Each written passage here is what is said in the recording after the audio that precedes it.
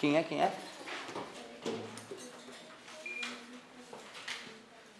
Perfeito, exatamente a mesma ideia. Parabéns, garoto. Viu? Qualquer?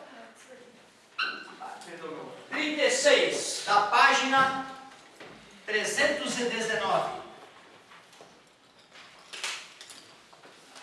Falava o seguinte: um certo corpo sólido está inicialmente a 20 graus Celsius e é aquecido até 60 graus Celsius, sem mudar de estado físico.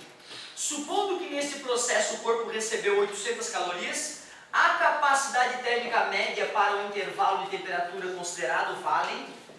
Tu vê, ó, a gente fica viciado no que macete e às vezes aparece uma questão mais básica do que essa. Se a gente não lembra o que é capacidade térmica, a gente acaba não conseguindo resolver.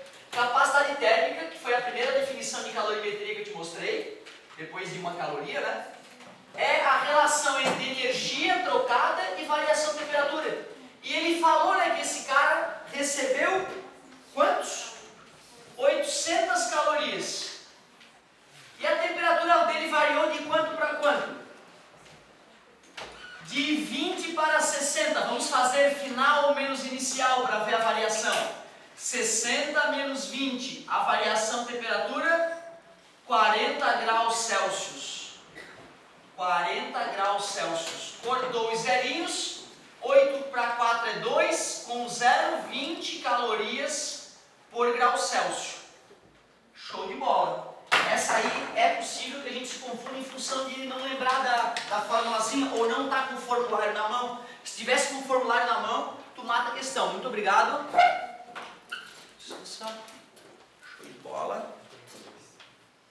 42, a página 320, já te prepara ali.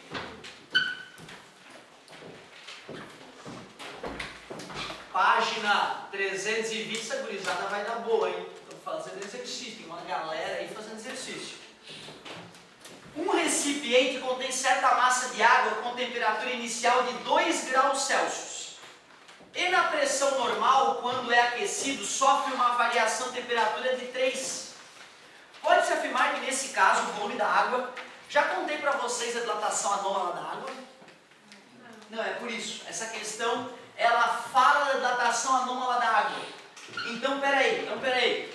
A temperatura inicial era H2O, né? H2O. Temperatura inicial era 2 graus Celsius. Sofre uma variação de temperatura de 3. Logo, a temperatura final será... Obrigado. Ele quer saber o que aconteceu com o volume da água. O que aconteceu com o volume da água nesse aquecimento? Se a água fosse uma substância normal, nós poderíamos dizer que ela dilatou, certo? Mas a água é safadinha. E é por isso que estamos vivos. Por causa da safadeza da água. Vamos dar uma olhada nisso? Vou te provar que a vida na Terra só existe porque a água é esquisita. Não sei se vocês já perceberam, mas eu sou agnóstico, né? Eu não acredito, não tenho religião. E o que não significa porra nenhuma. Mas quando me contaram da dilatação normal da água, eu quase acreditei no Deus Criador, no Deus que chega lá e cria o universo. Certo? Tipo costela, pega lá, não, mulher. Eu quase acreditei nessa coisa. Depois passou. Mas dá uma olhada. Preciso te contar aqui um detalhe que ia acabar aparecendo na sequência natural das aulas.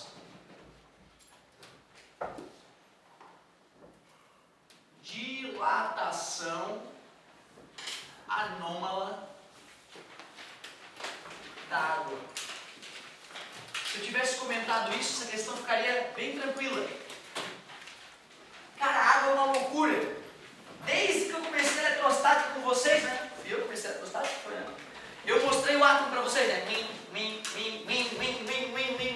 Para ficar bem óbvio que o átomo dilata quando ele aumenta a temperatura. Certo? A água é assim também. Se eu pegar uma maldita molécula de água, ela age assim. Quanto mais quente, mais ela dilata. O problema é que as moléculas de água juntas, elas estão agarradas umas às outras. Agarradas não, né? Porque ela é líquida, está no estado líquido. Mas elas estão próximas umas das outras devido às pontes de hidrogênio. Tudo bem? Pontes de hidrogênio? E aí o que acontece? Quando eu resfrio a água, ou melhor, quando eu aqueço a água de 0 grau partir de 0 grau, temperatura, e aqui eu vou pegar o volume da água. A 0 grau, ela está num certo volume. Quando eu começo a aumentar a temperatura, apesar de a molécula começar a vibrar mais,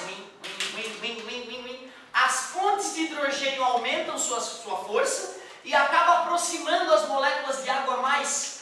Ou seja, a safadinha encolhe, bicho, quando está aquecendo. E isso acontece até 4 graus positivos. Depois de 4 graus, a safada volta a crescer.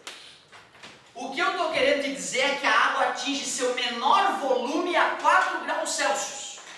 Se eu fosse fazer um gráfico da densidade versus temperatura, eu diria que a densidade da água é máxima a 4 graus Celsius. Portanto, eu sei te dizer qual é a temperatura agora nas Fossas Marianas, a região mais profunda que existe dos mares. Isso aqui é o Dmax, densidade máxima, aqui é o Vmin, volume mínimo. Aliás, eu sei te dizer qual é a temperatura em qualquer lugar do oceano lá no fundo, 4 graus.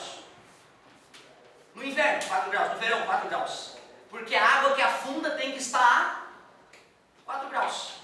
Lembra que as coisas mais densas afundam nas coisas menos densas? Depois nós vamos explicar isso com hidrostática, com empuxo e teorema de Stevin.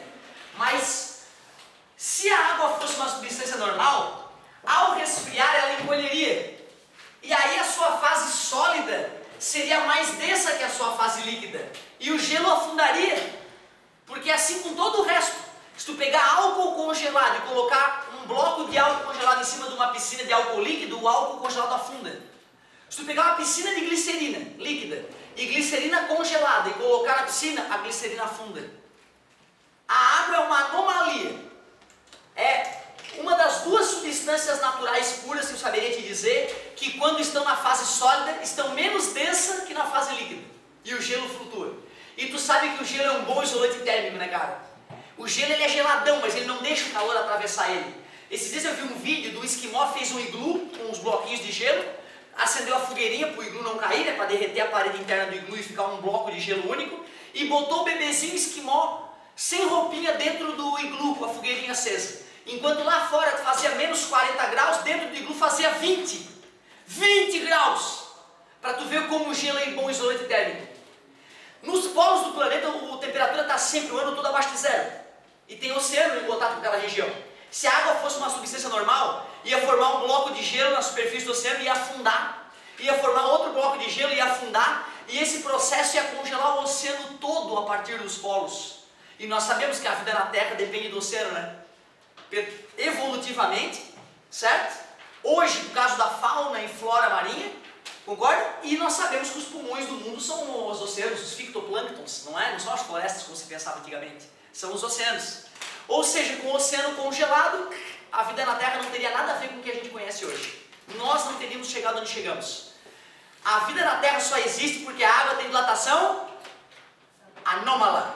Ou seja, ela é mais densa a 4 graus. Quando ela vai congelar abaixo de zero, ela dá uma inchadinha. O gelo flutua. O gelo forma camadas espessas que chegam até 30 metros em cima do oceano, protegendo o oceano do congelamento. E só por isso estamos vivos. Os criacionistas dizem que Deus fez isso acontecer. As pessoas que não acreditam no criacionismo dizem, não, a natureza evoluiu do jeito que evoluiu porque a água é assim, e não o contrário. E é tu que tem que decidir o que é melhor para a tua vida. O que vai acontecer então quando eu aquecer a água de 2 até 5? Primeiro ela encolhe até chegar a 4 graus e depois ela dilata, diminui e depois aumenta. Valeu, galerinha! Boa pergunta, hein, garoto?